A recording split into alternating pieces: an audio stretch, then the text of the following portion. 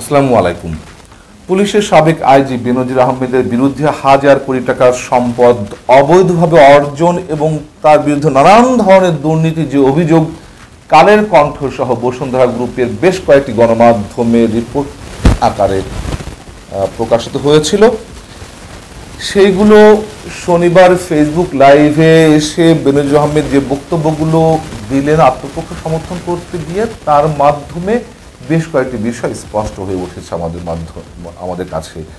এক নম্বর হচ্ছে, আমরা মোটামুটি নিশ্চিত যে বসুন্ধরা গ্রুপের সাথে বেনজির আহমেদের এক ধরনের আপোষ হয়েছে, অর্থাৎ ফার্দার বসুন্ধরা গ্রুপের কোনো গণমাধ্যম বেনজির আহমেদের বিরুদ্ধে রিপোর্ট প্রকাশ করবে না এবং বেনজির আহমদ নিজেও বসুন্ধরা গ্রুপের বিরুদ্ধে কোনো ধরনের পাল্টা আক্রমণ করবেন না।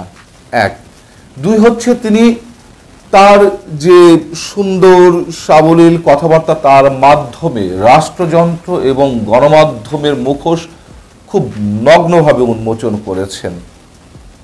তৃতীয়ত, তিনি তার বিরুদ্ধে দুর্নীতির সব ধরনের অভিযোগ অস্বীকার করতে গিয়ে প্রকারান্তরে তিনি যে দুর্নীতির অভিযোগে তাদের বিরুদ্ধে পাল্টা কোনো আক্রমণ করতে চাননি। তিনি স্পষ্টত বলেছেন যে তিনি কাউকে পাল্টা আক্রমণ করতে চান না এবং তিনি একথাও বলেছেন যে এই রিপোর্টিং এর মাধ্যমে তাকে এবং তার পরিবারকে হেয় প্রতিপন্ন করা হয়েছে, ক্ষতিগ্রস্ত করা হয়েছে। কেন ক্ষতিগ্রস্ত করা হয়েছে বা তার বিরুদ্ধে কেন এই ধরনের রিপোর্ট প্রকাশ করা হয়েছে, তিনি তার বিস্তারিত ব্যাখ্যা বা আলোচনায় যাবেন না। এটাই তো আমাদের কাছে বিস্ময়কর বিষয় যে যে ব্যক্তিটি এমন ক্ষমতাশালী, যে ব্যক্তিটি সাধারণ আমার আপনার মতন সাধারণ কোনো ব্যক্তি নন, তার একটি গুরুত্বপূর্ণ আইডেন্টিটি ছিল, তিনি রাষ্ট্রের একটি বাহিনীর সর্বোচ্চ প্রধানের দায়িত্ব পালন করেছেন, তিনি কেন সচেতনভাবে কোনো আলোচনায় যাবেন না যে কেন তার বিরুদ্ধে এ ধরনের রিপোর্ট প্রকাশ করা হলো? তার বিরুদ্ধে রিপোর্ট কেন প্রকাশ করা হলো এগুলো তো আমরা কম বেশি জানি এবং আমি নিজেও বলেছিলাম, সম্ভবত বসুন্ধরা গ্রুপের সাথে এক সময় যার ব্যবসা ছিল রংধনু গ্রুপ, মিস্টার রফিকের আবার ব্যবসায়িক পার্টনার কোথাও আমরা জেনেছি, বা তার যে টেলিভিশন রংধনু টেলিভিশন, তার সাথে বেনজির আহমেদের শেয়ার রয়েছে। এখন রংধনু গ্রুপ এবং বসুন্ধরা গ্রুপের মধ্যে দাঁড় কুমড়ার সম্পর্ক চলছে। এই সব বিভিন্ন কারণে হয়তো বেনজির আহমেদের বিরুদ্ধে বসুন্ধরা গ্রুপ রিপোর্ট প্রকাশ করেছে এবং যেহেতু বেনজির আহমেদ ক্ষমতায় থাকতে তার বিরুদ্ধে নানান ধরনের কানাঘুষা ছিল, তিনি কি ধরনের ক্ষমতার চর্চা করেন, কি ধরনের ক্ষমতার অপব্যবহার করেন, কি ধরনের সুযোগ সুবিধা নিচ্ছেন, তখন কেউ তার বিরুদ্ধে রিপোর্ট করার কোনো প্রশ্নই ওঠে না।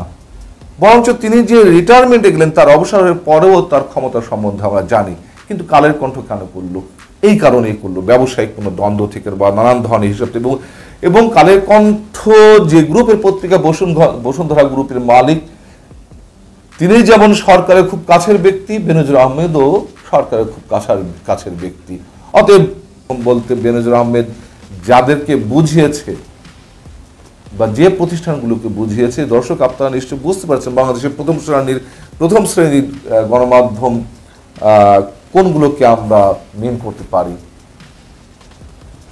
তারা কেন ছাপলো না যে কেন, তার একটি উদাহরণ দিই, আপনারা বুঝে যেতে পারবেন যে কেন ছাপলো না। যেটি বলছিলাম, বেনজির আহমেদ তো আমার আপনার মতো সাধারণ কোনো ব্যক্তি নন। তার বিরুদ্ধে যে হাজার কোটি টাকার সম্পদের অবৈধভাবে উপার্জনের অভিযোগ উঠল এবং সে বিষয়ে তিনি ফেসবুক লাইভে এলেন, মুখ খুলছেন। সেই মুখ খোলাটাও নানান ধরনের সত্য মিথ্যার রঙে যতই রাঙায়িত হোক না কেন, সেটা তো একটা সংবাদ নিশ্চয়ই, তাই না? বেনজির আহমেদের কথা বলছেন, সেটি নিয়ে কেন সংবাদ প্রচার হবে না? আমি সেই গণমাধ্যমগুলোতে, সেই মেইন স্ট্রিমের সংবাদ মাধ্যমগুলোতে এটি নিয়েও কোনো খবর দেখিনি। এমনকি মজার বিষয় হচ্ছে, যেই কালের কণ্ঠ বা যেই বসুন্ধরা গ্রুপের গণমাধ্যমগুলোর বিরুদ্ধে বিস্তারিতভাবে বেনজির আহমেদ কথা বললেন তাদের নাম না নিয়ে, সেখানেও বেনজির আহমেদের বিষয়ে বা এই ফেসবুক লাইভে তার যে আত্মপক্ষ সমর্থনের চেষ্টা, সেটা নিয়েও কোনো ধরনের কোনো রিপোর্ট হয়নি। আমি যখন কি বিস্ময়কর নয়, এটা কি আমাদের ভিতরে আশ্চর্যের একটি বিষয়ের জন্ম দেয় না? অবশ্যই দেয়। তার মানে অবশ্যই এখানে সত্য মিথ্যার কিছু আছে। এবং বেনজির আহমেদ দাবি করেছেন যে তার বিরুদ্ধে যে রিপোর্টগুলো প্রকাশিত হয়েছে তার সবকিছুই নির্জলা মিথ্যা, কোনোটা আংশিক মিথ্যা, কোনোটা বাড়িয়ে বলা হয়েছে, ইত্যাদি ইত্যাদি নানান ধরনের কথা বলা হয়েছে। কিন্তু আমরা এর আগে থেকে জানি, বসুন্ধরা গ্রুপ যখন এই রিপোর্টগুলো প্রকাশ করলো, আমরা বেনজির আহমেদের দুর্নীতি নিয়ে অবাক হইনি, আমরা বরঞ্চ বিস্মিত হয়েছিলাম যে কেন হঠাৎ করে কালের কণ্ঠ, বসুন্ধরা গ্রুপের একটি প্রতিষ্ঠান বা বসুন্ধরা গ্রুপের অন্যান্য পত্রিকা বা গণমাধ্যম, বাংলাদেশ প্রতিদিন বা টেলিভিশন চ্যানেল নিউজ 24, সেখানে এই রিপোর্টগুলো প্রকাশিত হচ্ছে বা প্রচারিত হচ্ছে। এটা নিয়ে আমরা কথা বলেছিলাম। তার কারণ বেনজির আহমেদ দুর্নীতি করতে পারেন, তার দ্বারা দুর্নীতি সম্ভব, এটা কম বেশি সাধারণ মানুষের মধ্যে বদ্ধমূল ধারণা। সেগুলো নিয়ে আমরা খুব বেশি অবাক হইনি। এখন বিষয় হচ্ছে যে গণমাধ্যমের কথা বলছিলাম এবং রাষ্ট্রযন্ত্রের চেহারা তিনি খুব নগ্নভাবে উপস্থাপন করেছেন, তুলে ধরেছেন সত্যটা, বেশ ইনডাইরেক্টলি, বা তিনি যে কথাগুলো বলতে গেছেন তার মধ্য দিয়ে বিষয়গুলো চলে এসেছে। তিনি বলেছেন যে তার বিরুদ্ধে কেউ কেউ হয়তো রিপোর্ট করেছে, কিন্তু সেই রিপোর্টগুলো নিয়ে বাংলাদেশের মেইন স্ট্রিম বা মূলধারা গণমাধ্যম বা ইলেকট্রনিক চ্যানেল তারা কোনো ধরনের রিপোর্ট করা আগ্রহ প্রকাশ করেনি। এটাই তো আমাদের কাছে বেশ মজাদার। কেন আগ্রহ প্রকাশ করবে না? যদিও কোনো কোনো গণমাধ্যম প্রকাশ করেছে, তবে মেইন স্ট্রিমের গণমাধ্যম, দুদক দুর্নীতি দমন কমিশন, আপনারা জানেন তাদের মন্তব্যটি, তারা প্রথমে ডয়েচে ভেলের কাছে মন্তব্য করেছিল দুদকের চেয়ারম্যান। তিনি বলেছিলেন যে পরবর্তী বৈঠকে কমিশনের, সেখানে এ নিয়ে আলোচনা হবে, আলোচনা যদি কোনো সিদ্ধান্ত হয় তাহলে সেই মোতাবেক ব্যবস্থা নেওয়া হবে।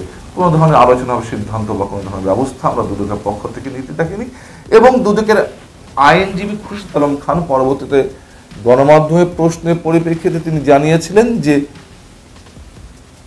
প্রমাণসম্মত বা বিশ্বাসযোগ্য কোনো তথ্য পেলে তারা দুর্নীতি তদন্ত করবে। দুর্নীতি তদন্তটা কে করবে, কে তথ্য প্রমাণ হাজির করবে বিশ্বাসযোগ্য? এগুলো তো সরকারের সংশ্লিষ্ট প্রতিষ্ঠানই হাজির করবে। এগুলো তো মিডিয়া থেকে তো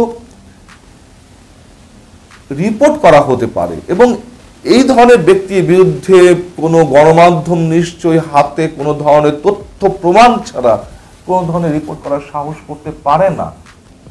তারপর আমরা ধরে নিলাম যে এগুলো ফেক, এগুলো মিথ্যা।